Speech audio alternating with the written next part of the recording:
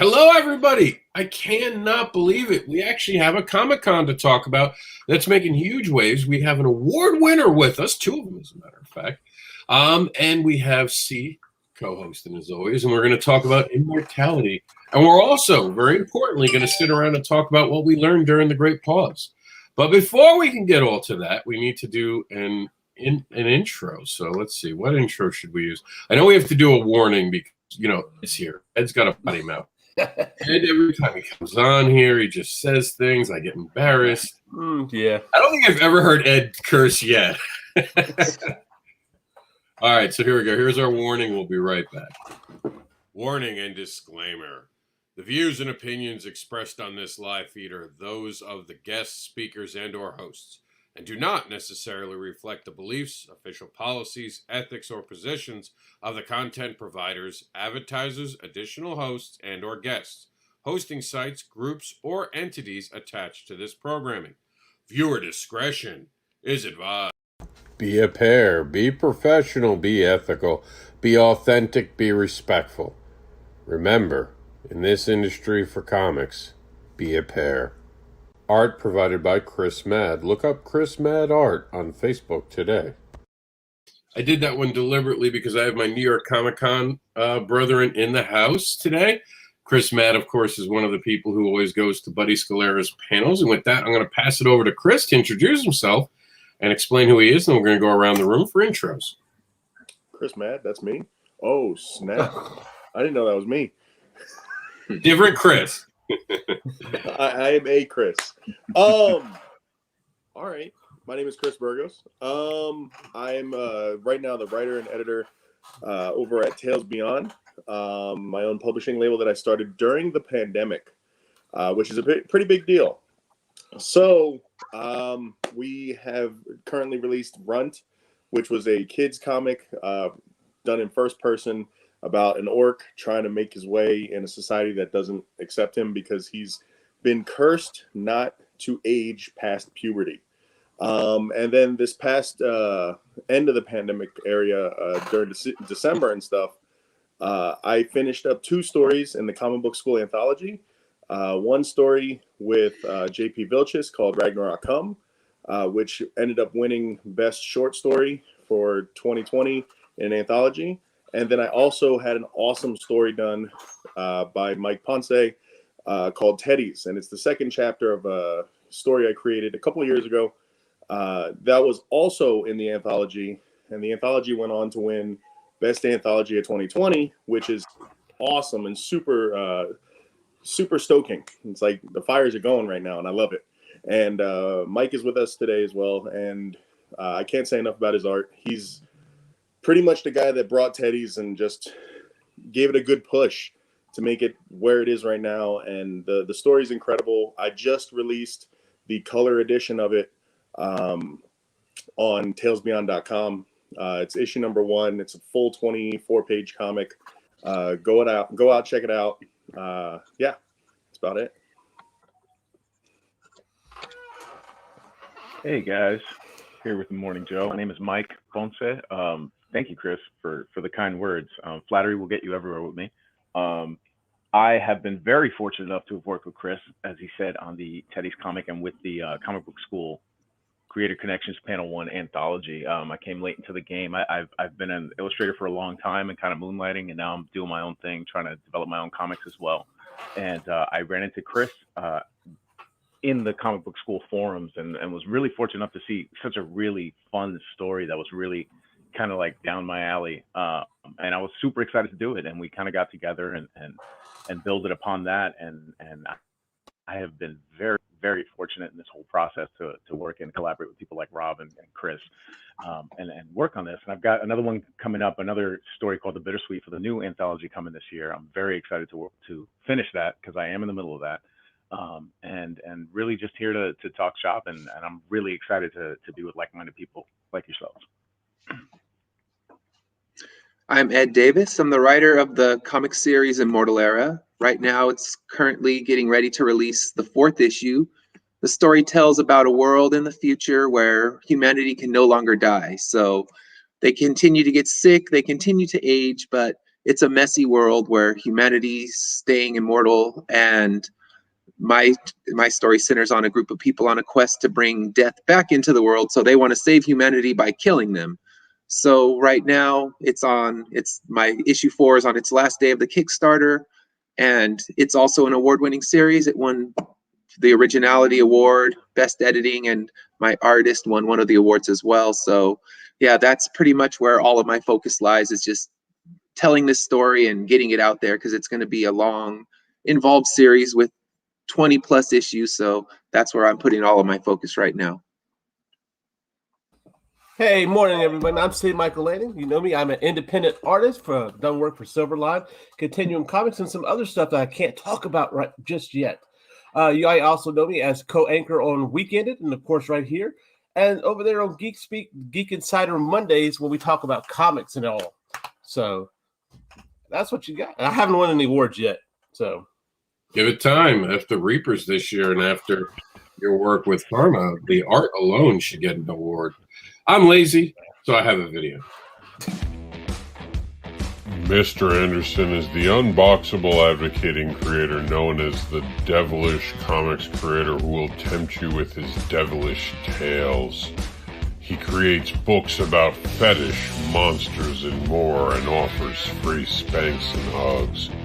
He also teaches morals with farts. Check out the Comics Devil by going to MrAnderson.com. All true. All true. So the first thing I want to talk about today is, what did you guys learn during the pandemic? I think that's such an interesting conversation that not a lot of people are having now.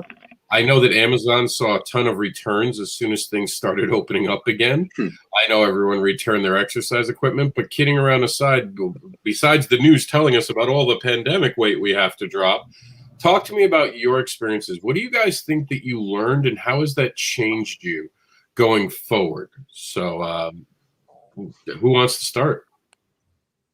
I can start. Go ahead, Ed. So for me, I mean, I had to learn a whole new way of doing things, because I just relied on cons. I mean, I would go there, I'd pitch my book, I'd sell it, and I didn't build an online presence at all, really. So I had to learn a new way of doing things. It's okay, there's no cons to go and sell at. Who knows when there will be one? And for California, we still don't have anything on the horizon until November and December. So we're still a ways away from having them back. So I had to go and actually develop an online presence, let people know I existed. And I think it actually benefited me in the long run, because more people know about my book now, because the online's way bigger than any little con I'm going to do in any particular state. So it kind of got noticed all around. And yeah, then I had to change the way I did my job too, because I'm a teacher and I'm used to sitting and teaching in front of a room. So had to learn how to get an online presence even to do my job. So it was just kind of learning how to function and be inside of a computer, but still be engaging and doing things with people that have never heard me when it comes to the comic book, and with students who I'm here trying to get them actually learning a lesson. So it was a weird transition. And I mean, I think for everyone, there's no one who said, wow, this is the best time of my life. But for me, it just had to readapt to the way I was doing things. And I think when it's all said and done, it will be for the better. But yeah, it was definitely jarring to try to figure it all out. Everyone's like, "Why, Chris? Come on, you just talked about how you did." I'll go next. Yeah, I was just letting these other guys chime in and stuff. But let me tell you, a lot of people. I understand the pandemic was rough on the entire world, and I don't want to come off like bragging or anything like that. However, I will just say that the past year has been probably like the best year I've had in recent memory. Purely because it was a great time for self-reflection as far as like my personal life, my professional life, everything. Like I said, when I introduced myself, I did start up Tales Beyond during the pandemic, which is, I think it's a pretty big deal because, starting anything in the middle of all this nonsense where no one's going to pay any attention to you because everyone's worried about themselves, is, you know, a feat. And it was definitely a challenge. And just going through kind of quasi becoming, you know, my own legal help on top of figuring out trademark law and, you know, all this other stuff, just to get paperwork in and out of like government hands. I had to do a lot of stuff that I've never seen myself doing on the business side of things, for just trying to develop a comic. I mean, I'm just a writer. And so when I'm all of a sudden looking at, okay, how do I come up with a name for a company? How do I distribute? How do I, like Ed was saying, build up a presence online? How do I, you know, make sure that all my legal ducks are, you know, there and everything? It's definitely enlightening. And I feel like it was a challenge that I definitely stepped up to. And when I also said that, you know, I had some personal pluses throughout the year, I got married last year in the middle of the pandemic. Hey, And my wife is co-owner with me of Tales Beyond, and she's been helping me out through every step of the phase. And it's one of those things where, okay, I'm working with a partner as well, so how can we both do, you know, our own pieces? And then dealing with Mike, dealing with JP, dealing with all the people over at comic book school, working on these new IPs and these new comics and stuff. That was also like, it was a good opportunity just to make sure that I was maintaining interaction, make sure that I was, you know, being able to, you know, step outside my doors, even though most of it was virtually. And, you know, I got a lot of stuff done last year, and I'm very proud, pat myself on the back, you know. But at the same time, it was scary. It was very scary, because at the same, I basically wiped out all my savings and everything just to get it done in the middle of a pandemic where everyone's like, you can do that? There goes your, you know, your future for all you know. And it's like, no, this is my future. I'm taking steps toward it. And the pandemic pretty much taught me how to be bold with my decisions and very decisive. Like, because I'm very, I feel like I've taken the right steps, and I feel like now that I've taken those steps, I got to keep pushing, and I'm going to keep pushing harder every day just to make sure that things work out in my favor and I survive. it's awesome. Now, Um, see, oh, good, Mike. Thanks. I kind of echo the sentiment that Chris said about the year. It presented a lot of challenges and kind of forced your hand almost to keep that momentum and that forward motion going. And so, you know, although very daunting for obvious reasons of what was going on, if you were an artist, if you were a creative during that time, and you know, if you're that person that always kind of holds up in a cave and does their thing, half of you is kind of like, oh, okay, well, here's the opportunity. There's no more excuses. It's time to get it done. So now you're faced with the obstacle of you. You know, you're going to present your own obstacles. You're going to have to figure this stuff out. So it presented a lot of challenges, and it was nice to be able to say, I can meet these challenges, or I'd like to take this challenge on to see if I can sink or swim. And so I feel like last year was very much indicative of that. I've been doing work for years and design work and marketing work and all that sort of stuff, but I really wanted to delve into comics and stop pontificating on it. I wanted to just do it, you know, sink or swim, just prove to myself and start that body of work. You know, I was always the type of person that would get 2/3 of the way through a piece of work and then crumple it up and put it in the corner and just be like, yeah, I can do better on the next one, or whatever the case may be. Never had a body of work to that degree. And so last year was very telling. It was like, okay, you're doing this on your own. You need to show a portfolio. You need to work with these people. And which is kind of weird, I suppose, and a bit of an oxymoron, but in a year where everybody was quarantining away from each other was the time where I networked the most with people. And that was kind of very interesting and telling for me, you know, and it turned out to be such a good experience between Chris, obviously, and the folks at comic book school and others. I was really able to put myself out there, somebody who probably spends most of his time talking and cussing at himself when he's doing work more than, you know, introducing himself to people and all that stuff. So it did turn out in the midst of a very long year. You know, we're in part 2 of that year. getting some real gains out of it and seeing some accomplishments. And I think all in all, it has been long, it has been challenging, but it has proved that challenges are what makes you a more well-rounded person, expert, creator, whatever the case may be. Now, see, I know that you kind of made your introduction to the comic book community in that year. Talk to us. That's the thing that I can't really speak to. See, I was working throughout the year. I was able to, I was blessed to be able to work throughout the year. But one thing that this year did lead to is people to calm down, to notice people online, because that's how I was brought in, was because somebody hit me up because they actually saw something that I did online, sought me out, asked me to do a comic book with them. So yeah, it's been bad. I hate the, but for me, it was kind of beneficial in a way, because the person that found me, I don't think would have found me had he been busy with other things. That's the bad thing about it. So, but yeah, so just kind of coming out, answering an ad for looking for anchors and stuff like that. The online community exploded this year, and I never thought a year ago I would be where I am right now, talking to people on the internet. So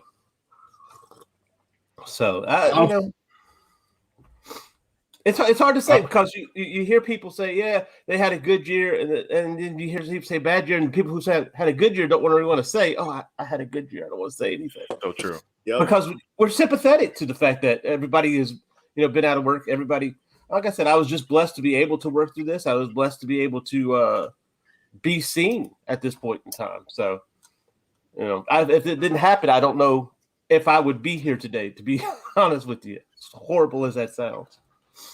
But just being honest, being authentic. Well, I think it was really one of those moments where humanity was forced to pause. That's what the whole point of me. I've called it the Great Pause since it started. And we've learned, even if you weren't trying to learn, you should have learned some things. We saw how humanity acts now. We can all work on making that so much more kind and so much more caring than we've seen it over the last year. But I looked at it as an opportunity to level up as a person, knowledge-wise. I did a lot of audiobooks. I even technically listened to, but read the Bible because of an audiobook. And I did it just because everyone always talks about, well, I'm going to read the Bible one day. Just whether you're an atheist, whether you're a total religious person, whether you want to debunk it, everyone talks about reading. So I read the big one, like the Old Testament, the New Testament. Like, this was like 39 hours of Bible in my ear. Working out at the gym, finally got back to the gym in the middle of it, and I listened to it. I listened to books on the history of comics. I watched videos about the history of comics.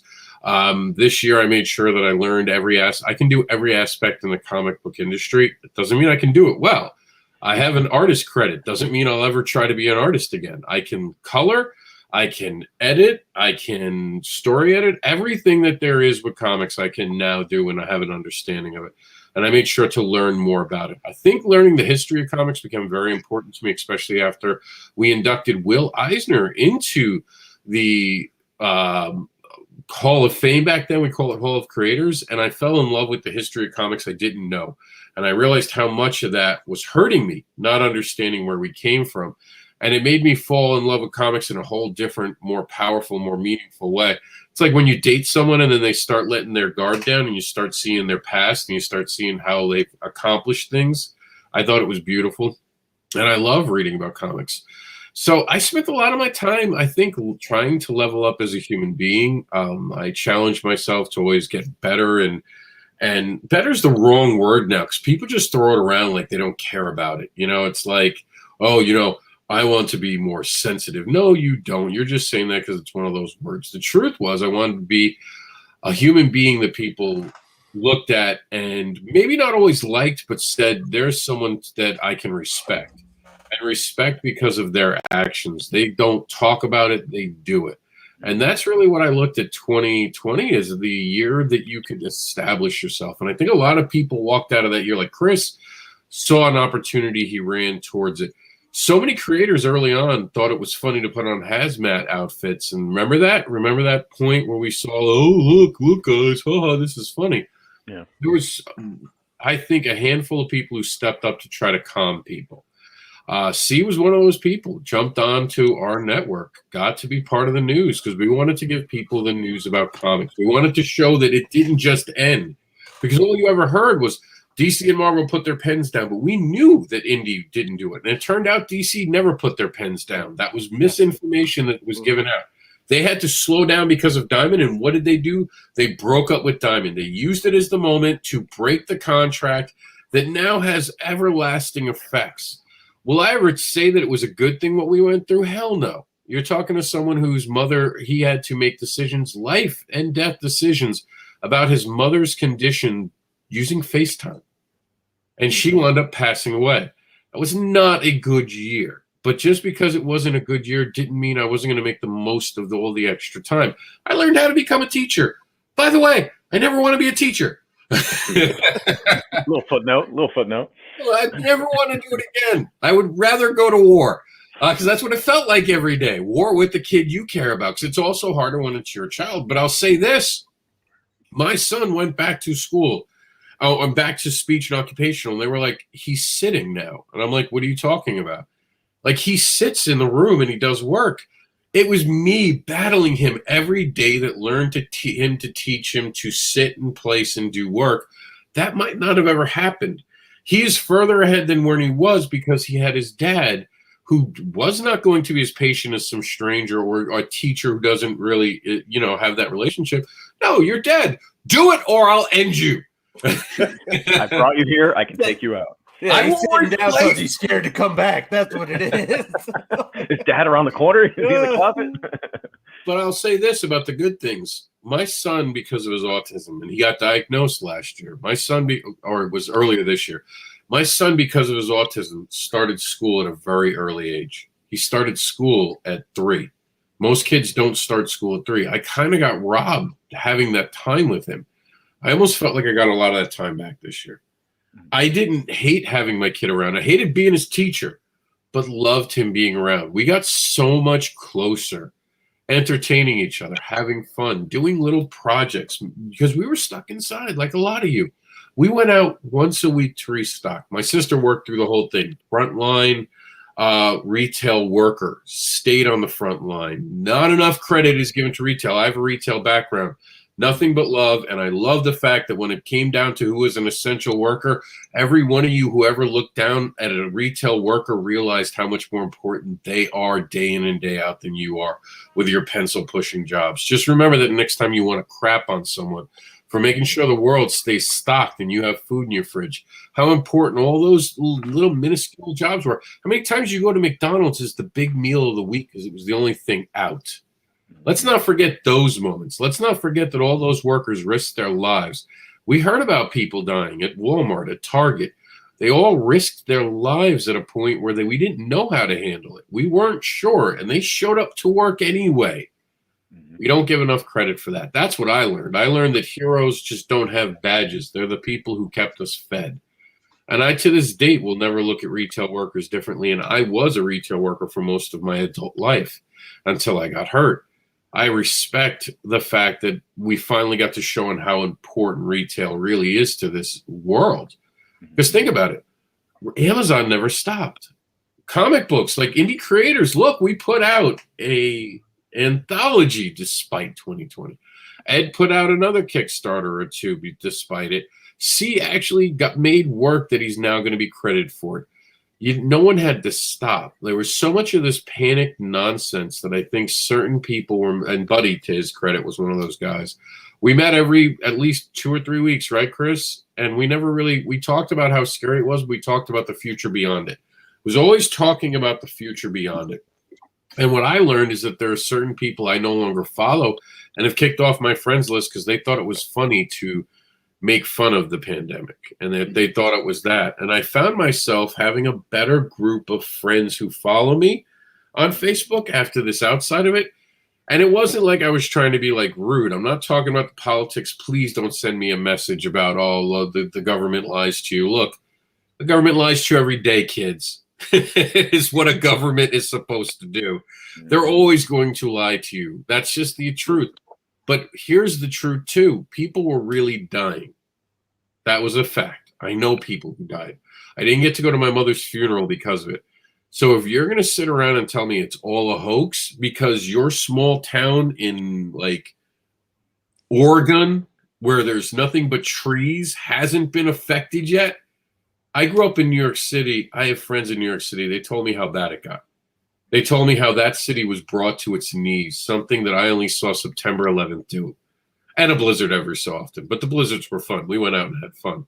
Only September 11th had been able to stop. Not even Sandy stopped New York City. And it messed us up, but we were still out there doing things.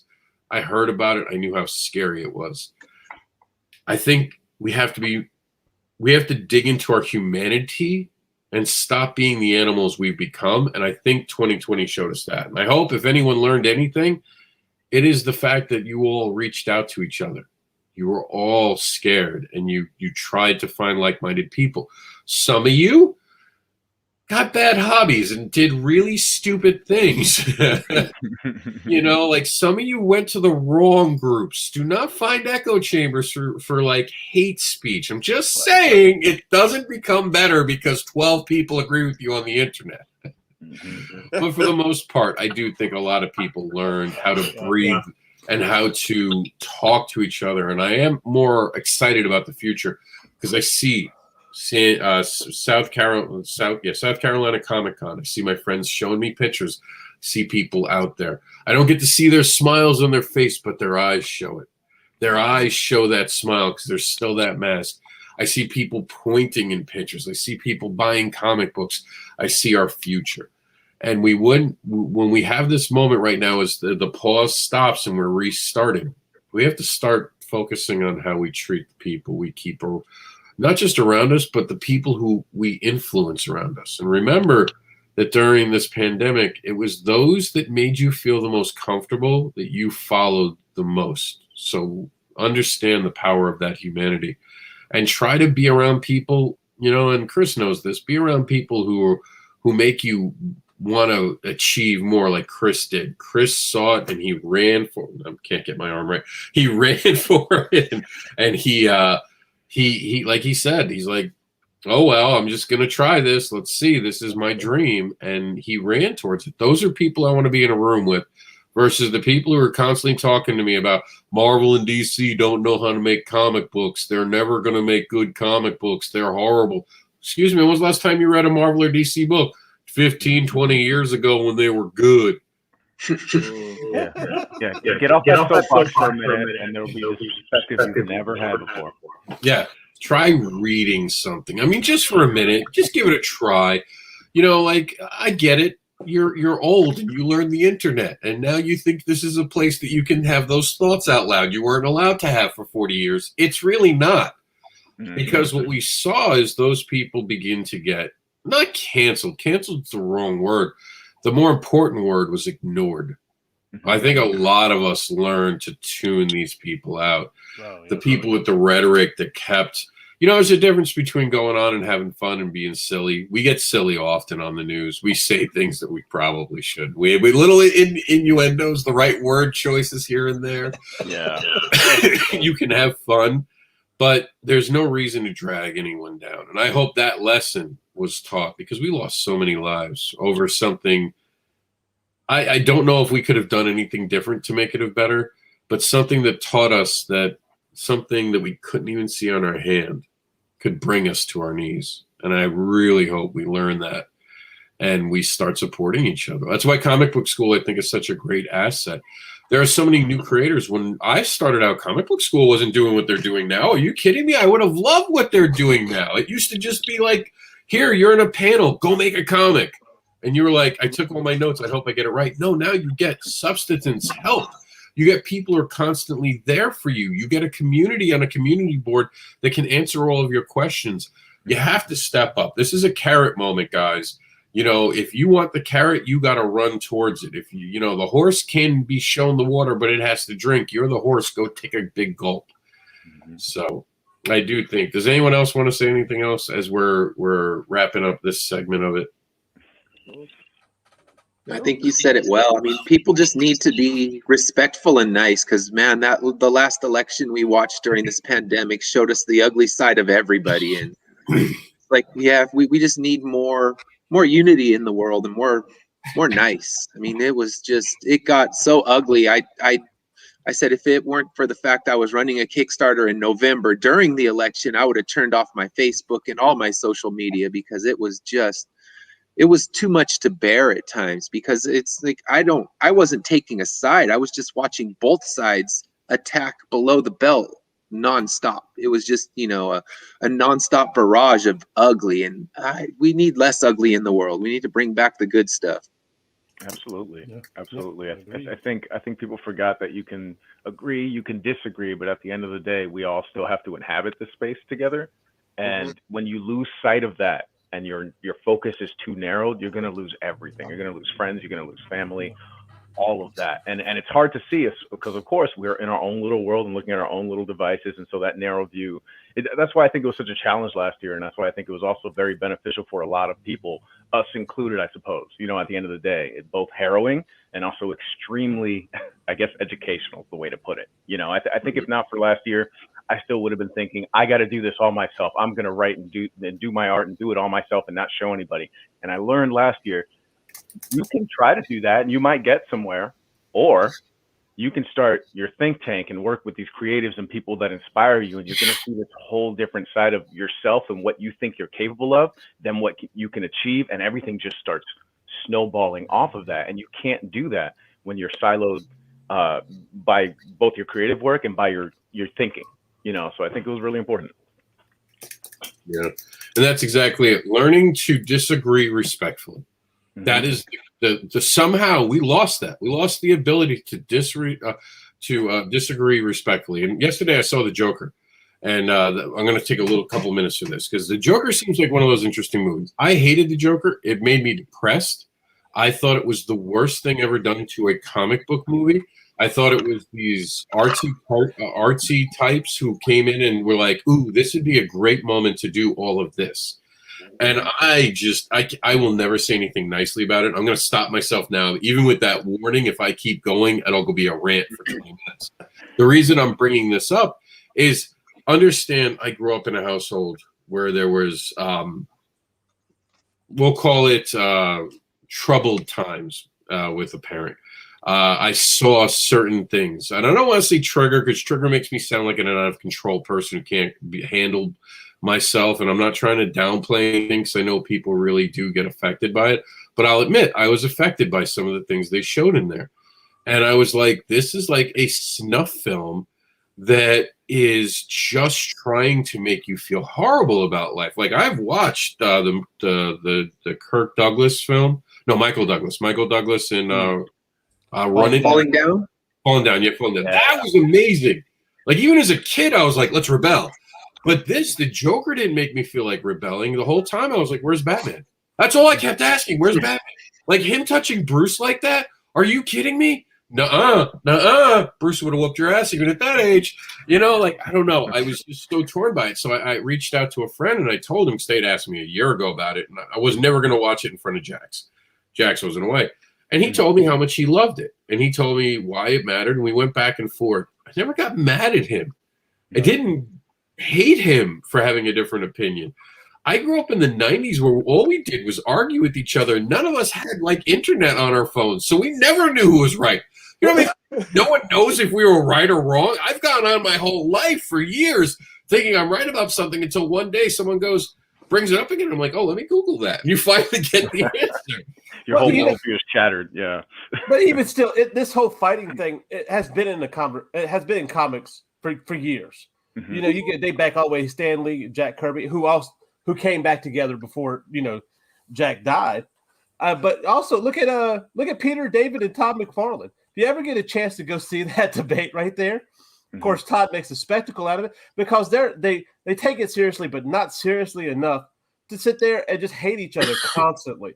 And that's the deal. You can have a disagreement, have a debate about it. Great, it was entertainment for the people at that con. It was entertainment for us to see now on the YouTube, and and let's move on because 10 years from now, the thing that you're mad about somebody with The thing that broke you apart is going to show up on Newsweek as a documentary or something, and you're going to forget. Oh yeah, that happened.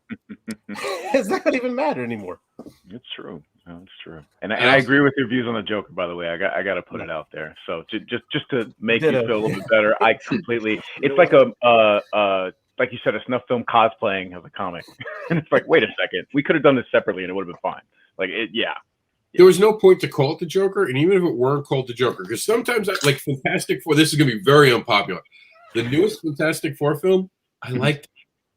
Yeah, I just didn't like that they called it the Fantastic Four. If they had told me it was like a reimagined team based on the Fantastic Four, the fact that it's Fantastic Four, that makes it a shitty movie. Instantly makes it a shitty movie. But the acting was okay, the story was okay, the CG was okay.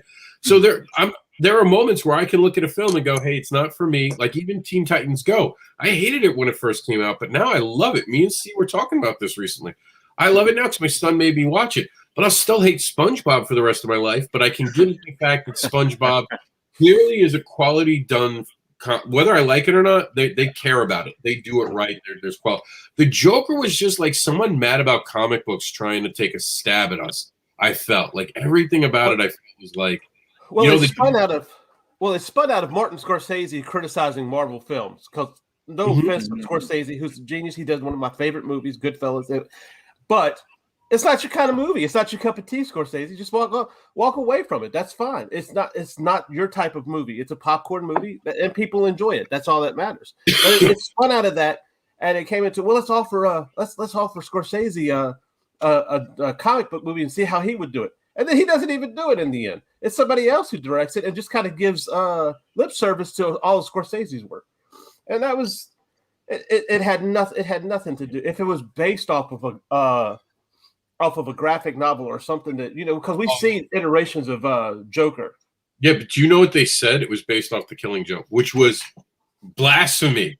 Not even close. He said that is based off The Killing Joke. You guys closely derivative. No. What's that, Chris? You guys are making it real hard for me to go out there and see it because I haven't seen it yet. We're saving you. Don't see it. And I barely say that. I told people to watch Sharknado because I'm like, at least there's something funny about it. That's a masterpiece, first of all. Because it's meant to be that way. That's the thing. Yes. It's meant to be that kind of book. You know what you're getting when you go into that one. Yeah, that's right. Yes, go ahead, Scorsese. Say something about Sharknado, man. I got sharks in a tornado, and I'm satisfied. I didn't need more. I didn't need high art. No. I need some more prose in my Sharknado, please. Yeah. I need better developed characters in this shark movie, please. Yeah, right. Now you call it the motivation. You're going to call it the Joker. I'm going to expect a lot from that because this is a character that we grew up with. I don't want a creepy sound of a laugh that sounds like it's coming out of a white van that says free kittens on the side of it. I do not want this guy who's just a mess. You know what the craziest and most compelling part of the Joker is? The fact that he's Batman's equal. The fact that every day he's just as smart. And you can tell he might have been able to kill Batman a few times already and chose not to because he wants to do it has to play out just like the Joker wants it. He is just this next level intellect. And I saw none of that from this guy. They had to dirty Bruce Wayne. They had to dirty Thomas Wayne. They had to attack that. They had to, first off, show the worst parts in New York City. Oh my God! Could you have picked some of the worst neighborhoods in the world to make New York? The stairs at 162 are a relic. They're just a peach. They're beautiful. Everybody should visit. Yeah, I know. Wait, and that's not to cloud Joaquin Phoenix's performance. He did a great job, but I don't know about you.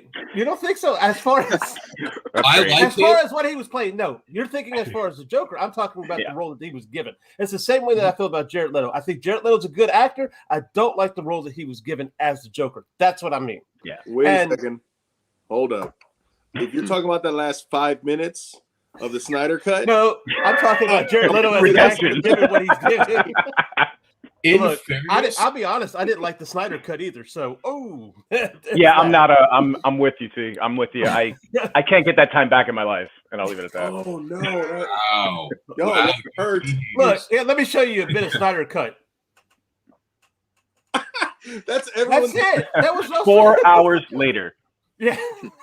Trim 2 hours by making it in real time. No but more I will slow give you mo. this. And now it's a 2-hour cut. Yeah.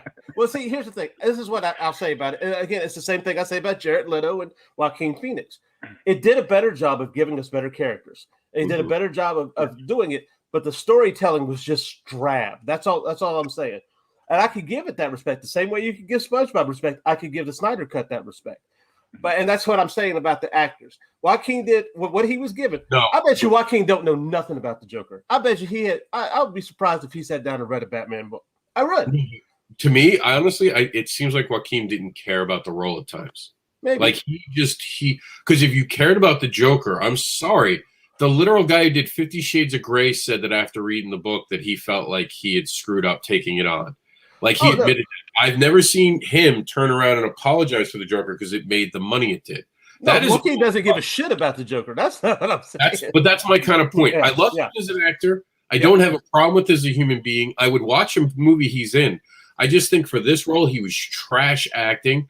I've seen him in other things that he was a lot better in. He is his Joker laugh.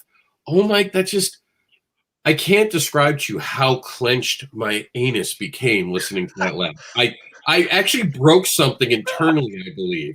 Like every time I heard it, it was like, oh. Okay, but which one would you prefer, his or Leto's? Leto's every day. Leto made me. I would give Leto an Oscar. I would give Leto an Oscar now after seeing He's got one already. I would be like, Leto, you are such a great Joker. Are you kidding me? But Joaquin Phoenix made the actual bar for the Joker so freaking low. A dead person could now do a better Joker. We put a dead person like Weekend at Joker's. Better movie. Requiem for a Joker. That one. That's my nickname. Yeah, right. I want to see Weekend at Joker too. Oh man. Yeah.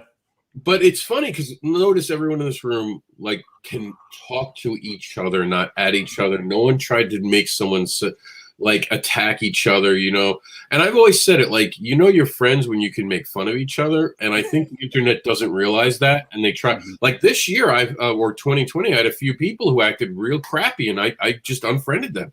And then, why would you unfriend me?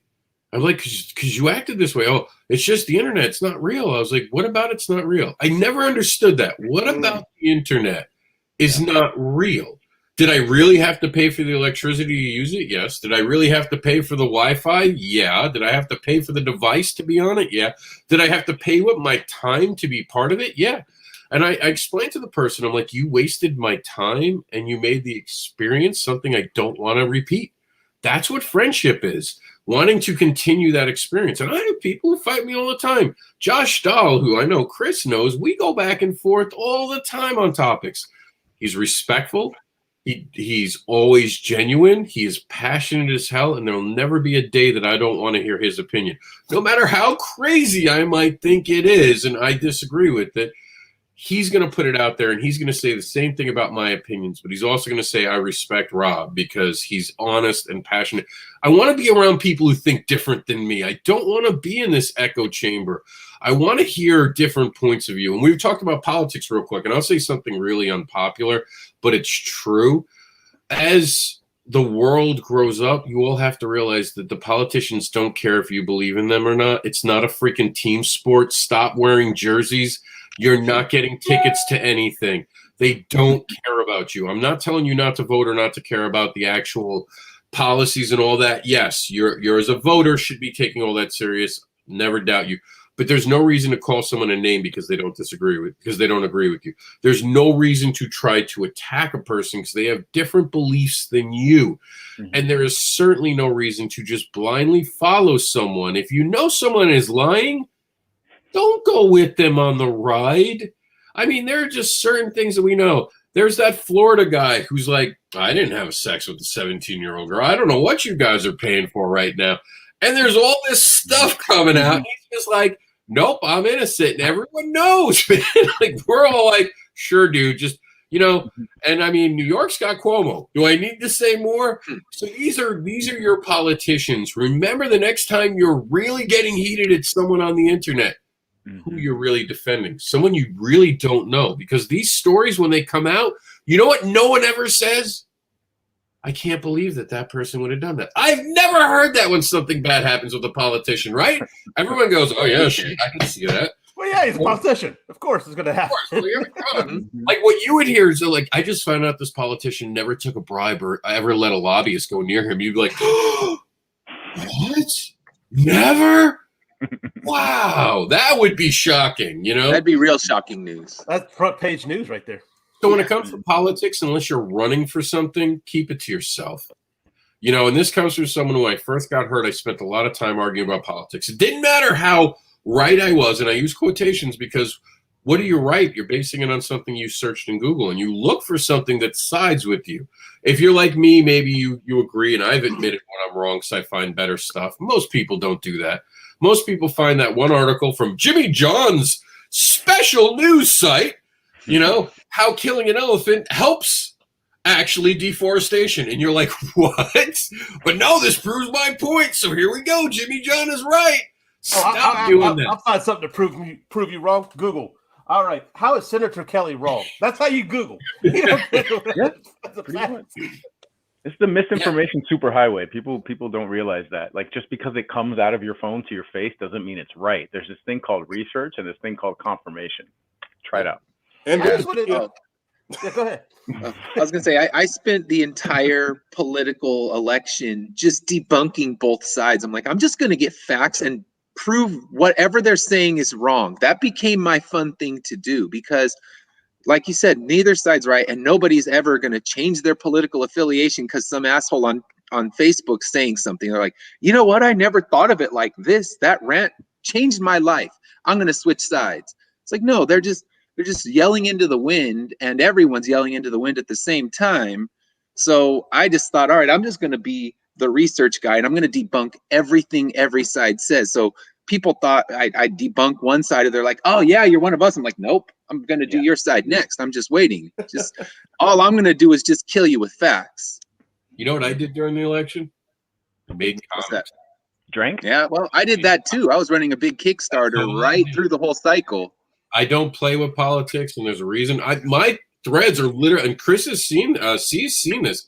I don't mention politics. Someone comes in and says some dumb thing, and then another person says something because they react to the dumb thing, and then they start fighting each other. And I tell them both, stop it. You don't act this way. One of them gets mad at me, and then suddenly one of them's gone because I just block them because I'm too old for that nonsense. Right. Yeah. If I'm talking about like the newest cover of a thing and how I like it, I don't want to hear about anything going on in the real world. I'm looking at a comic book for a reason.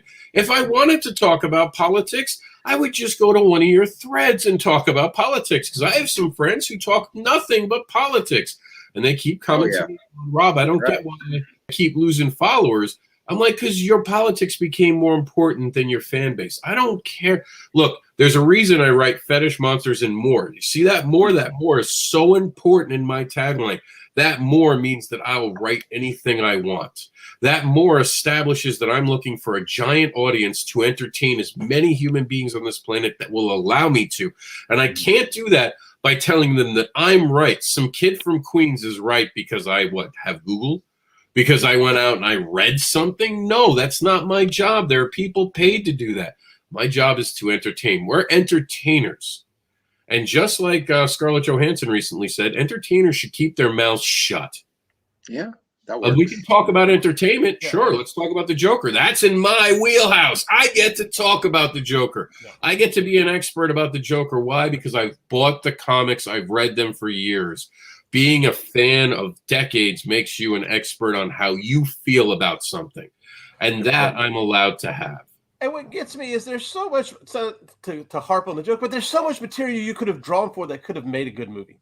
There's so much. I remember years ago they had a novel come up with a bunch of short stories, and I remember seeing a short story about the Joker. He was a kid, kind of like killing a bird and keeping his bones and stuff like that. I don't remember all of it, so don't hold me to it.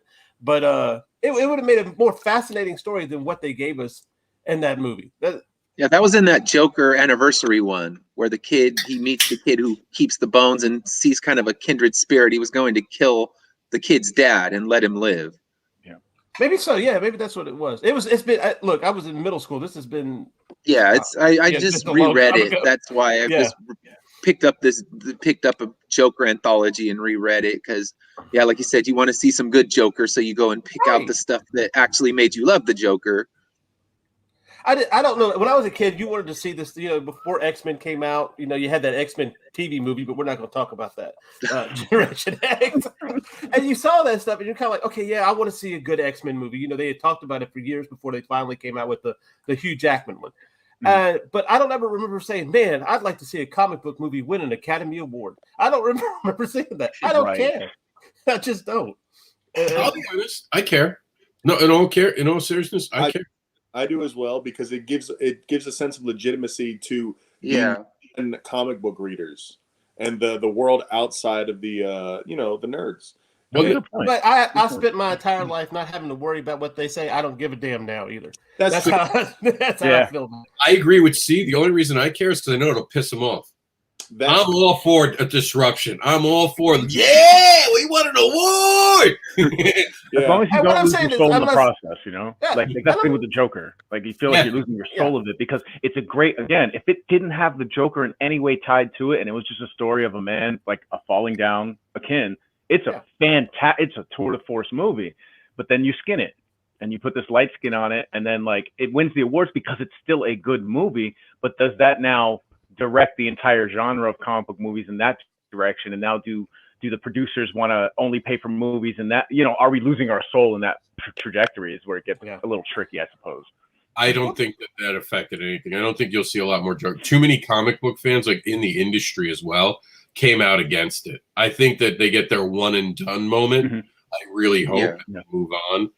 Speaking of moving on, though, because I don't want to give Joker the whole show, because we're a bunch of comic book. The point of the Joker, not Joker specifically. But I will say this. I will end this really simply. DC, if you want to make a really good Joker movie, I'll tell you right now. First off, make it animated. There's never going to be as good a movie for the Joker as an animated movie. And second, have him go against Rick Sanchez. Rick and Morty. Oh, don't watch it. That's why. That would be it. That would be a movie that like would to see that. So weird. Everyone would go to see it and enjoy it. It would just be crazy, crazy, weird shit. I don't care. Make them real life characters at some points. Have them because you can do the teleporting thing. That's it. That's your $1 million movie. Please don't make a sequel to the Joker. I know you left the door open, but just like an ex-girlfriend, close the door and don't go back. They're not going to do that. When there's money on the table, they're going to go grab it. I know it made money, but it also made money in a weird, like, I will say this, it speaks to a generation. That's the one thing I will give the Joker hands down. It speaks to a generation that wants to blame everyone, that wants to point fingers, that does not want to take any responsibility. Because the one thing the Joker never ever does is try to rise up past anything he has. Yeah, that's what I want to ask you. As far as that, everybody talks about how it's a mental health advocacy. But in the long run, you took the it couldn't have been because you vilified it. So how is it a mental health advocacy? It doesn't make any sense. And he wasn't trying. But he was never trying. He just wanted more pills, more medication. He wasn't putting the effort in. He wasn't trying the steps. Like he leaned into everything. Everyone will tell you with the mental disorders, everything he was doing was actually wrong. You know what I mean? Like him having that condition, that would have mean that he probably shouldn't have become a clown because he would have had trouble. Like that would have been the wrong thing for him to do. That's like making someone with like Tourette's syndrome, someone who like goes out and tries to be a comedian to make people laugh at them. No, I'm not saying they can't be a comedian, but just showing their tics on there, it's not funny. You're supposed to not laugh. We're supposed to be adult enough and human enough to realize we're not supposed to laugh at this. Like even a speech impediment. Like, people like, oh, it's funny when people sort of say things. And I know we all tease each other. But sometimes, like with me, I have dyslexia. Sometimes I trip on my words. And we'll get a guest every so often who will notice I said a word. And you can hear like a bit of a condescending way of them correcting me. Mm-hmm. And you have to eat that. And you never know how that feels unless it's towards you. And I've seen, like, mental health is something that runs in my family. It is something that I'm concerned about, even with my own son, things that he might face because it's in my genetic tree. I thought that was a horrible example of mental health issues. All it did was show that people are screwed up and they can do fucked up things. You want to do a really good mental health movie? Show someone overcome it for once. Show someone go through the process, work really hard. We do that with AA movies. We do that with drug addiction movies. We haven't done that with mental health, have we? If you really think about it, at the end of the film, they always like, well, I'm ready to get help now. What? Like, that's how you end the film now? Like, after everything we've been through, now they're going to try? No, start me at the movie where they are trying. And you get that sometimes with the mom films where the mom comes back and she's trying to make up for everything that she did. But what does she always do? She relapses in the middle of it. And then it becomes a bigger deal. And then everyone forgives her because she relapses. It makes no sense, Hollywood. All right, I'm done. Let's talk about Comic-Cons, because that was pretty exciting. How did you guys feel about Comic-Cons being back live this weekend? Did you guys see it in your stream? I know I saw a lot of it. I saw some in my stream, and it's so nice to see it back, because in California they've done a lot of like little outdoor swap meet things, and all I see is that people are really excited to spend their money on new comic books. I mean, even if I'm doing this little thing outside where there's maybe 100 people in attendance, those 100 people, they want something new to read. They're excited to walk out with a new book in their hand that they've never heard of. So yeah, they're not just hunting Marvel and DC, they're hunting indie comics even at the smallest. I mean, I did a literal swap meet and still had a lot of success because people are excited. So I think now that the real cons are going to come back, not just here's a little corner, we'll call it the collectible corner at the local swap meet. The people are going to be really excited. They're going to want to buy their Marvel and DC, but I think they're excited about getting new books in their hands from indie writers. And I think the reception is going to be really strong when we start actually getting into these cons again, because people want new stuff. People have been stuck at home and they've been ordering off Amazon, but they haven't been scouring Kickstarter. And now they can go out and see, what great indie stuff persevered and actually came through in all of this. Yeah, I agree. I think the last year, right, all comic sales and the numbers will show, that everybody started delving deep and finally going back in their back catalog of things they never read before. We've got new fans jumping in, and the past year they've been consuming, and now they want to interact with the community. Now they want to see what else is out there because they've seen the light, so to speak, right? Everything's kind of kicking off, so it's beautiful to now see people coming out. It's trepidatious, obviously, with our times and stuff, but everybody wants to go out there. They want to be as careful as they can be, and they also want to ingratiate themselves in this community that maybe they only saw from maybe movies, let's say, from the cinematic universe of certain things they're doing. And now they're seeing, oh my God, the source material is so much more robust. There's so much more I didn't even know about. And oh, they're pulling this element from here and they changed that. It's always been fascinating to us. Now we get to see other people kind of have that enjoyment. It's a beautiful thing. So I love seeing it on my feet again. It's inspiring me again. It's making me excited this year, man. I can't wait to go, knock on wood, to go to some Comic-Cons in the future. So. And I do want to stress this, and I don't think people realize this. Understand the comic book community, the comic book industry represented on social media is like an iceberg. It is only the motivated people who show up on social media to talk about it. There are millions who do not show up for Kickstarters, who do not show up for any of these things. You know what those millions of people show up to? These comic cons. They show up here. They join our mailing list. This was a lifeblood taken away from independent creators that has now returned. Like, when people brag about their numbers, you've never really heard me talk about how many people watch the things we do, because I don't even look at the numbers. I barely care about the numbers. All I care about is the content that we put out. And that is because a lot of times, I know we're stuck online in this tube. You're going to have a limited audience, especially because Facebook down throttles us now. You all know that. Facebook chooses what content goes where. I've seen these videos get filmed. Like, we'll film this today, and in a week, it'll suddenly have like 400 views. But while we're live, it'll show one person watching, but I'll have 10 people commenting. It is crazy how Facebook has censored us, has muted us. Yeah. We don't get muted when we go to these shows. we finally get to be ourselves. We get to go to panels, do panels, meet people. There's a randomness to who you're going to meet. You don't know if you're going to meet someone who's going to change your life. And that doesn't happen as much online. That's the missing element of the online thing. That you had a couple people who started doing like these online shows over the last year, and they're like, oh, no one was doing the things I was doing. I saw someone over the weekend talk about the fact that all these people are now going live from there's this whole debate about it, going live from shows, and it's this was an idea I had, and you kind of look at it and you see everyone talking about it. It's like, what do you mean? We used to go live from these shows all the time. But this group, there are new people in the group who don't remember Comic Cons. How crazy is that?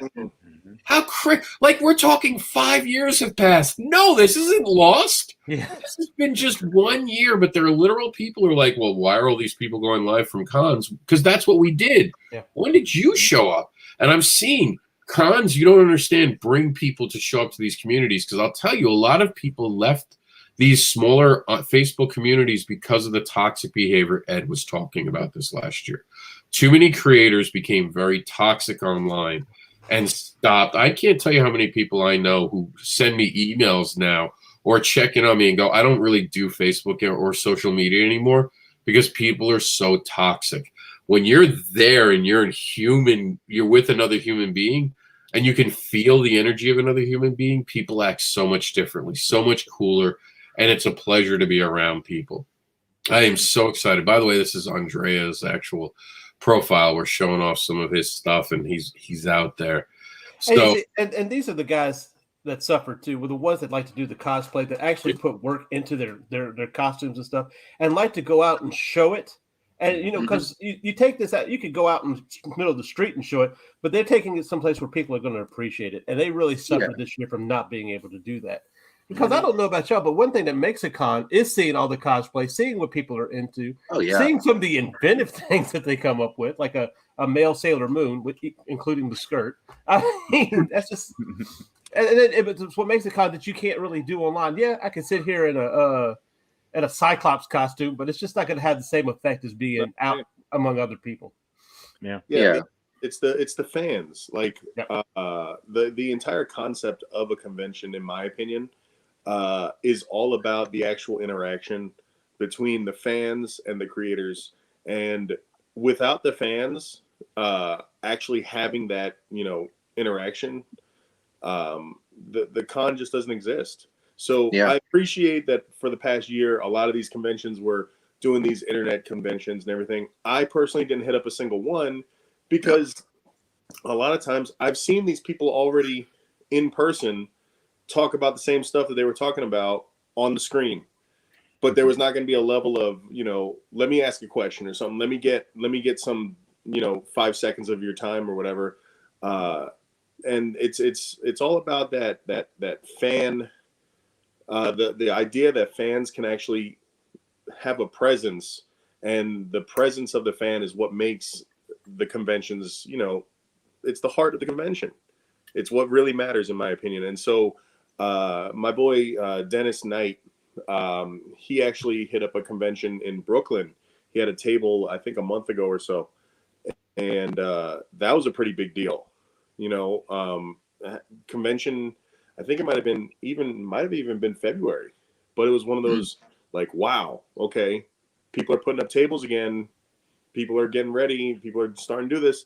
Let's get that fan interaction going again. Let's get the fans back in costumes, back walking the alleys and everything. I'm ready for it. I'm ready for it. Oh yeah. I know that I think New York there's mention that they are going to have a convention this year. Yeah, I saw that. Yeah, but I don't know. I don't know if it's going to be at the Javits Center or what, because the Javits is still, I believe, an impromptu hospital. I think it's Javits, because that's New York One showed. I think the reason that it's out there is they had to put in for the permits, and the permits public records, and they even had the dates, which is they're going earlier. They're not going to be Columbus Day so far. They put in for the very beginning of October. Okay. Wow. Yeah. It's going to be like the 3rd to 4th. I think they're missing Columbus Day by a week, but they've done that before. It's not the first time. Yeah. Yeah. But yeah, that's how, because that's how I'd heard the rumors I have to ask. I know someone who would know, and I have to ask him. I'm waiting for the right moment because I kind of hang out with the people in New York Comic Con. They have a big industry meeting once a month, and I'm kind of waiting for that one to see what happens because I want to hear some good news. So SuperCon's back. The Philadelphia show they have, Keystone, got canceled, which I understand. Imagine trying to do New York Comic Con, Emerald City Comic Con, C2E2, and New York Comic Con 4, and then add that 5th show and do them all within 4 months. Yeah, no, that's a lot. No. I wouldn't want to do that because C2E2 is going to be in December, I think it is. I'm not going to Chicago in December or November. No. I have a bad back. I'll die. My back will snap. Like, no. Emerald City, that's Washington. That's going to be cold. These are all going to be cold. Like, for the first time, Comic-Cons are going to happen with snow. We're not used to seeing Comic-Cons in snow. Think about it. That's kind of a new thing. Yeah. Usually the winter cons are happening down here. We're going to see a lot of Olafs. What's that? We're going to see a lot of Olaf cosplay. Yeah. But then in Florida, we have all these shows starting in July. It's going to be July, August, September. It's going to be crazy. It's going to be a show, a moderate-sized show at least every weekend for 4 months. For 4 months. It's crazy. Like, I'm at the point where I'm like, I need to travel out of Florida because there might be too much saturation all at once now. You know? Brick City just happened yesterday here in Florida, one of the shows that just happened. There's Roland Mann up top. He was one of the guests. So it's happening, guys. It's happening. And we're, of course, covering the highway at advocatecomics.com over here. And I'll be at the grand opening, and then I'm going to pass it around to everyone in the room, see what you guys got going on. So I will be at the opening of the new location for the Collective Comics on May 1st. I'm excited about that. I will be attending. This is May. I will be attending at the Bradenton Arena, or area, I guess it's area, the Suncoast Comic Con. I'll be going there as a more kid-friendly Bobby Gregory show, because when I go to different shows, depending on the demographics, I either show up as Mr. Anderson or I show up as Bobby Gregory. So in other words, the fetish stays home for that one, kids. The Galaxy Con, Galaxy Con is back. That's a great show. That's in Raleigh, North Carolina. Tampa Bay Comic Con. MegaCon is coming. There's a local show May 2nd here in Fort Myers I have going on. And there are several that I have emails out to, and we're deciding where we want to go. Because, again, and C has probably heard me talk about this, it's so much at once. You have to pick the right moves now. It's a chessboard. Yeah. You don't want to be within 50 to 100 miles of where you were last weekend. Because in Florida, people will drive 50 miles because especially if they're highway shows, in Florida to go 16 miles sometimes takes a half an hour. If you're on a highway, no one cares about going 50 miles. It's like not New York. New York City, if it's not within a half an hour, people think it's dead to them. No, in Florida, half an hour is just where you go to get coffee. Yeah. Every road is the Autobahn in Florida, so you can get there. Well, except for one. The I-4 is where zombies go to die. Because that's right near Universal and Disney. So it's like, you get grandma who's there like this mixed in with like the guy who's like, I hate my life, with the dad who's like, I'm not going to waste my vacation in the car. So it's crazy. It's crazy. But what about you guys? What are you guys doing? Like, what shows do you have? I know C's got a show coming up. Oh, no, I'm just going to be over there with you at MegaCon. So we're looking forward to that in August. Other than that, I'm in Louisiana, and you hardly ever get any shows here.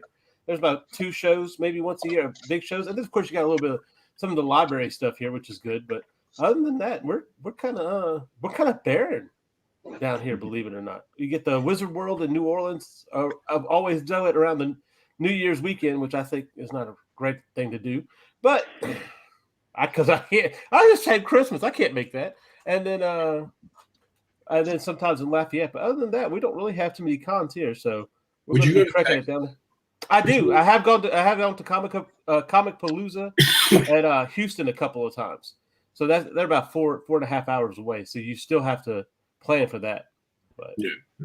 What about you, Chris? I know New York's a little different. New York Comic Con, I know they're trying. Long Island's doing shows now. Yeah. What are you looking at? I mean, I know I'm looking at New York. I don't know. I'm not ready to go down south, honestly. I know that the not saying that the pandemic was fully handled differently or anything like that. I'll say it. I live here. There we They go. wear masks. I don't want to get anybody hating or anything, but like looking at the news up here in New York, we look at Florida and we're like, yo, y'all are going to the bars in the middle of December? You're crazy. Like, yeah, you know when in March, like we went into that lockdown and then we came out in May. Yeah, Florida really came out in May. Yeah. Like they just, I mean, 90, like you go out and it's like a 50-50 who's wearing masks now. I'm not kidding. I just got the vaccine and I'm almost at 14 days. Even when I hit 14 days, I will continue to wear a mask because it is a show of support to everyone else. I might, at shows, I'll wear a clear visor and I'll have my Johnson & Johnson thing out and I'll probably actually put it on my table so people feel more comfortable knowing that I've been vaccinated and show them. And I won't show the official one. I'll take out some of I'll like do a photocopy and redact the things I don't want someone taking a picture of, so I can stay being me for a while longer and there aren't 5 more of me. There doesn't need to be more. But I totally understand what you're saying. But Florida, yeah, no, yeah. Yeah, well, let me ask you about that then, because this was going to be potentially the first year I was going to try to have my own table with tails and everything. Might have to push off until next year.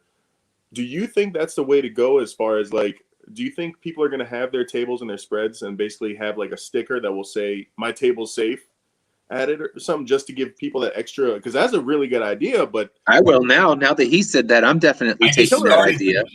Like I just started some shit. Watch, like 6 months from now, people are going to be like, "Where'd that come from?"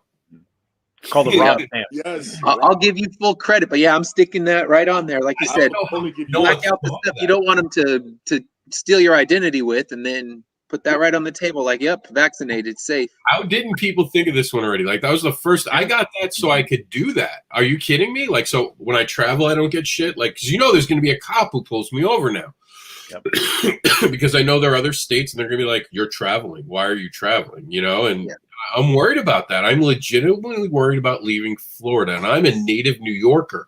I will always be a New Yorker. Like when I get pulled over and I start talking, they're like, "You have Florida plates." They are so confused because I don't sound like I'm from Florida. So, but yeah, I mean, I want to go back home. I can't wait to go back to New York City.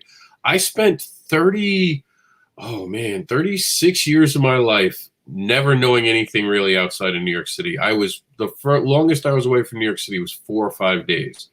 I have not been home in almost 2 years now. My heart is breaking not eating the pizza, not going to my neighborhood. I would drive up there just to drive up there at times. Just drive up to New York, hang out, go see some friends, crash on some couches, hang out, show off Jax and show him where he's from. So he doesn't become this Florida kid. Like I'm trying to get to Netflix so I can afford a house up in New York. Like, it'll probably be a bad neighborhood house, but it'll be one I can like stay at between like going back to New York because that's how important New York was. Almost 2 years away from home is too long for me. So yeah, getting a vaccine just to be able to travel, just be able to show people you care, wear your fucking masks, get the face shields. Let's do this together and let's get past this moment. Because the one thing we learned is how susceptible we are. And if we don't work together, we made it. I do believe, I'll say this, we made this last longer than it had to have. I believe that. Absolutely. I believe no matter how you slice it, things got in the way of us containing. This should have been more containable. Yeah. It is dying out exactly when the Spanish flu died out, which means despite our technology, despite everything we did, we are ending at the same time. I will say that less people died than since the Spanish flu, which is great news, but it's not so great when the death count is 500,000 people. That's not great news. We could have done better. We could have done better across the board. It wasn't just hand sanitizers. It was a lot more. It was being more open and honest, and we need to get there. And we need to be able to talk to each other and get rid of the conspiracy. Don't get your fucking news from YouTube. Please don't get your news from YouTube. There's no standards. Yes, I know the media has been bought and sold and they only tell you certain things, but that's only about who killed who. When they're talking about health stuff, they have to be honest because there's actually regulating laws and they can be sued for giving you misinformation. You might not have known that, but that's true. Giving false information about medical stuff in America is actually illegal. Just an FYI. So watching the YouTube, they don't have the same thing because they're not on a network television show, which still has standards because of the FCC. Remember that, kids. There's still some honesty there. CNN, Fox, by the way, don't suffer those same things because they're not network television shows. Remember that going forward. The FCC, while it's not really there for you, it does protect you. I don't know if I should believe you because I'm hearing you on the internet. So I'm not sure. I know, right? There we go. There's that guy on YouTube telling news. But here's the thing. I'm on Facebook, too.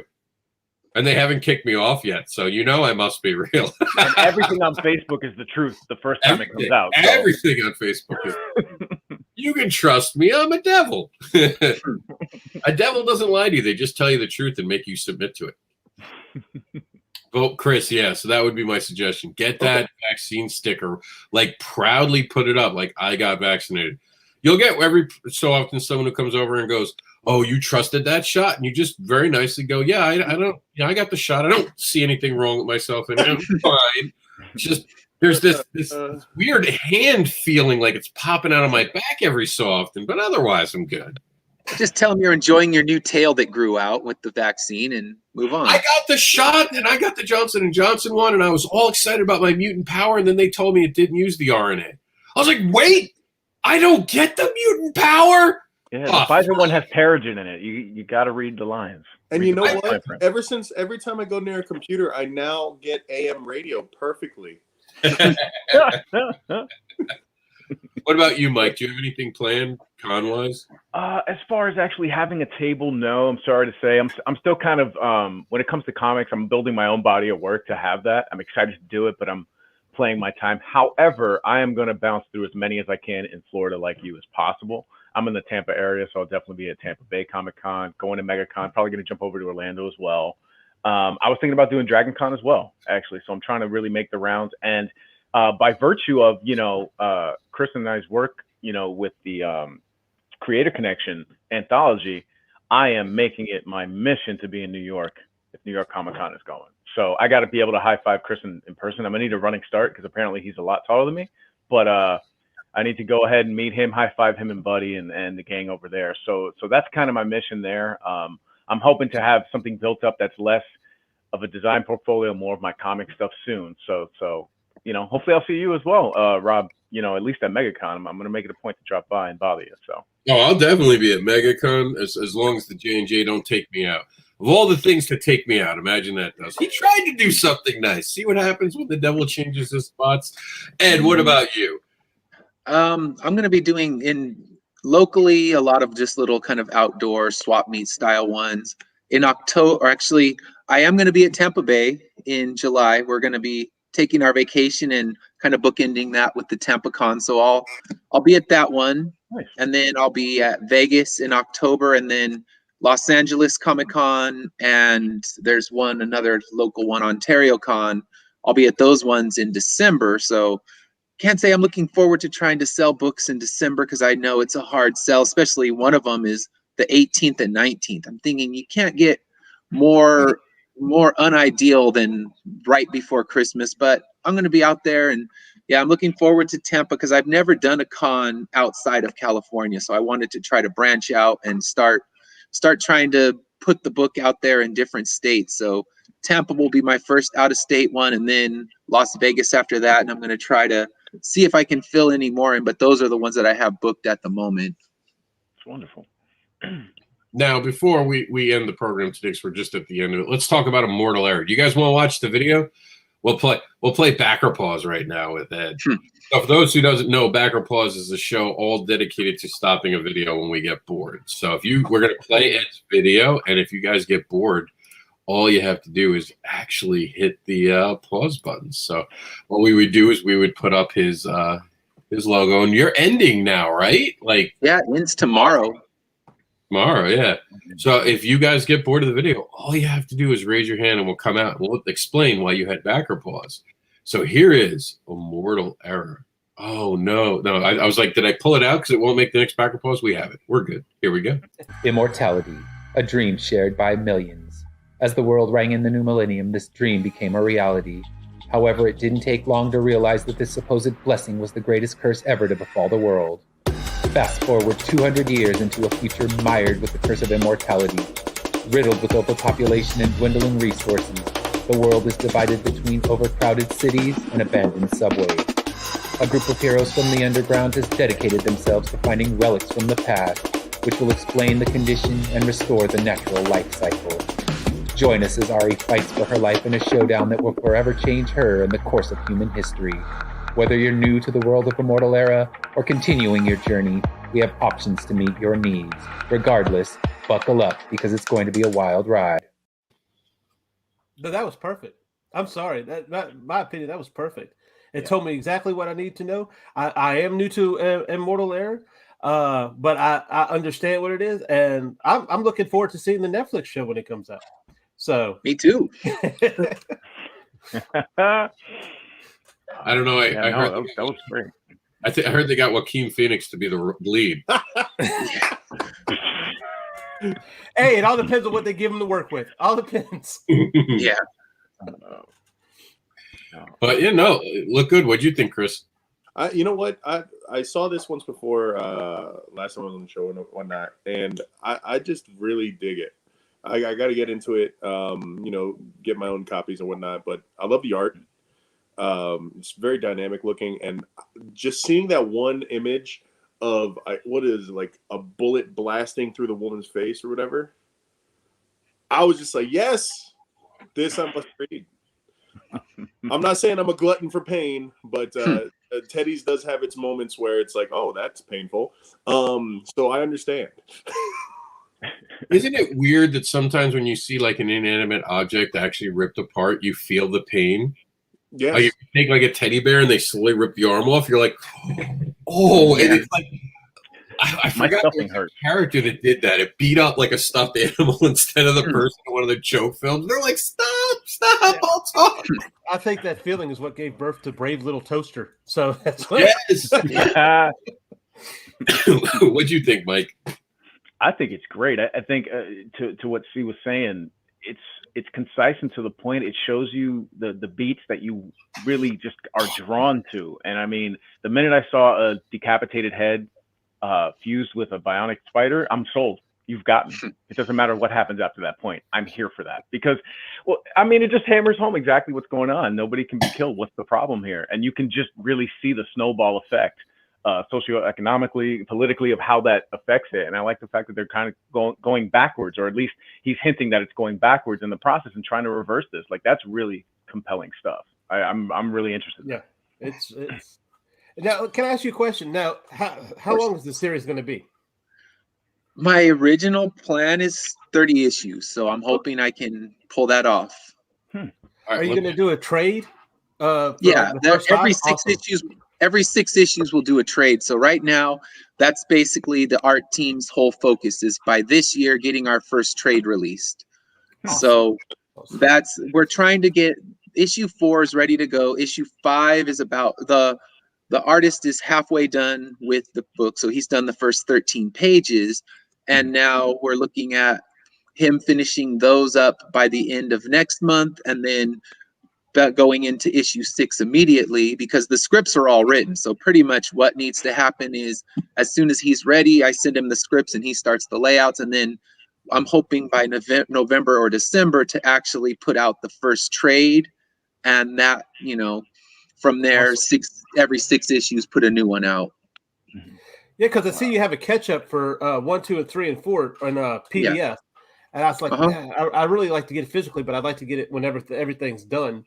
Eventually. So that'd be definitely December because I have a physical catch up too, so you can get the first 4 issues in regular print, and those will be by the time this campaign's over, I'll be completely sold out of the first print of issues 1, 2, and 3. So those ones will all be sold out, and I'll be throwing all of those into second print, and then 4 4 is just coming out, so I'll do probably a bigger print run. I did a really small one on issue 3 because it was released during the pandemic, so I didn't have to worry about it. I'm not taking it to shows. I don't need this big surplus to sit in my closet right now.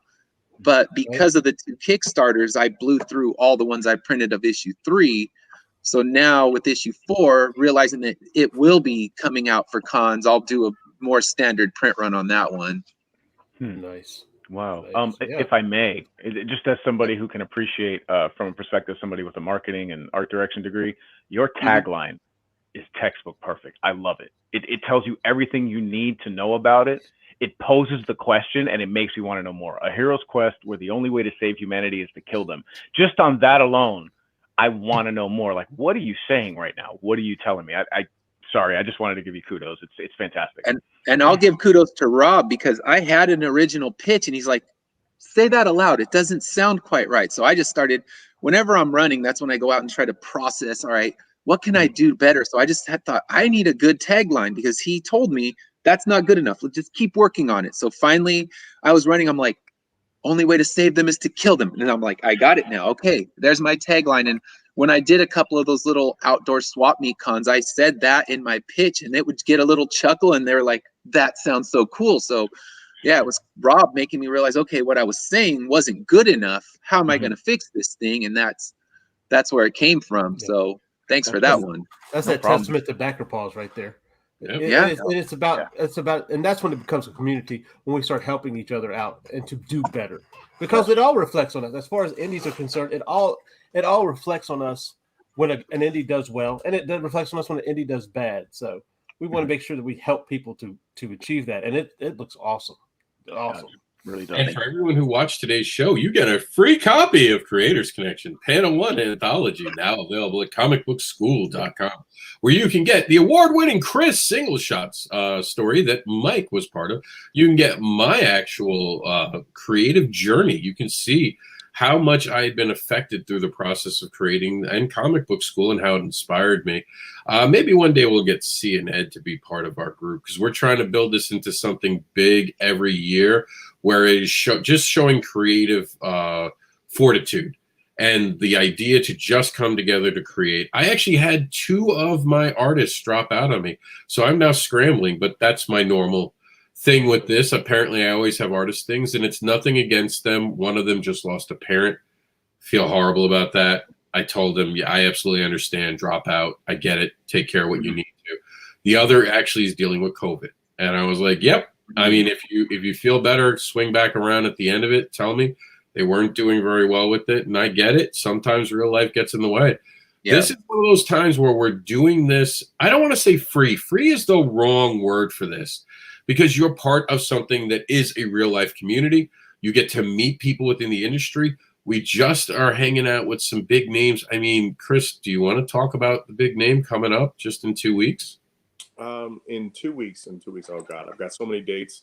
In 2 weeks. Say it again. Coffin. Coffin Comics. Oh man. Brian Polito. There we go. There's one. Brian Polito's in 2 weeks. In 2 days, actually, we got Jamal Igle coming back with Tom Pyre.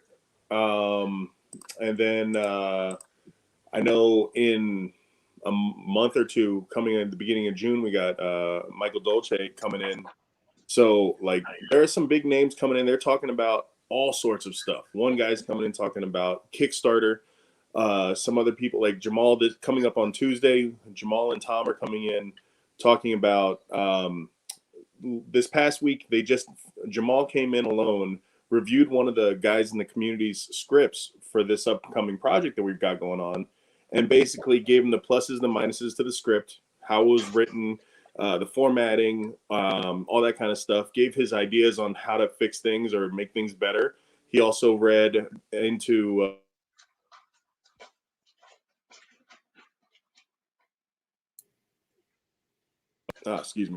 He also read into like how he would design lay out a page himself. So he's coming in with another script with Tom Pyre this upcoming Tuesday, and they're going to do the same thing with one of their scripts, which is, I mean, that's something you can't see often. Seeing these professionals come in and work on their own stuff or work on somebody else's stuff, see from their point of view what's going to happen when they read it. Like, this is what an artist looks at when they read a script. You're not gonna see that kind of stuff at a convention. Someone's not gonna sit down with you as a writer and be like, okay, this is what's right with your script, this is what's wrong with your script, this is how I would imagine it. I mean, this is gold for comic creators out there right now, and all of this stuff is free. It's one of those things where the Buddy Scalera at the comic book school is kind of giving this free education to everyone out there. Whoever's willing to take it, just take it. And that's what he's trying to build the community around. And, you know, with Rob and like people like A. Rubin, D. Alley, the two editors on the projects, I mean, the community's growing, and we're only asking for more people. Just come on, join the ride. All right, guys. Well, that's it. We're at the 90-minute mark. We've had a great show. I thank you all for being part of it. Make sure to check out the Immortal Era. Download your comic book school anthology, Creator Connection Panel 1. Check out C on his Facebook and like his page, because he's got some great stuff coming out, man. He's amazing. Go ahead, Chris. I'm sorry. I saw a little bubble from Roy, artist. What's up, Roy? That is my new artist that I'm using for this anthology. He's all the way in the Philippines. So this is one of my artists, JP, was from Mexico last year. This year, Roy is from the Philippines. So, you know, using the internet, creating comics with people that are abroad and everything is easier now than ever, more than ever. Like, this is just possible. So Roy's art is awesome. Go ahead and check him out at Roy Draws on Facebook. He's got some really good stuff, and we've got a great story coming up this upcoming year. Absolutely. All right. So got a bunch of stuff to do. This is our second to last show, which means there's just one show left. Next week, we'll talk about what we think the future will look like when we return Sunday Comics Brunch in the fall. As we are taking off the entire summer, outside of maybe doing a special here or there, to go to Comic Cons, to go out to the beach, to enjoy ourselves. The pause is shaking loose, and the restart has begun. So go out there, be kind to each other, be supportive, be respectful. Learn to disagree respectfully. And remember, comics are awesome. All right, guys, we're at it. Thank you all for being here. Thank and we're you. going to go out the week ended that we didn't get to play the other day because I cut it off before it ended. So we're finally going to see the end of week ended after 4 weeks of never playing the whole thing.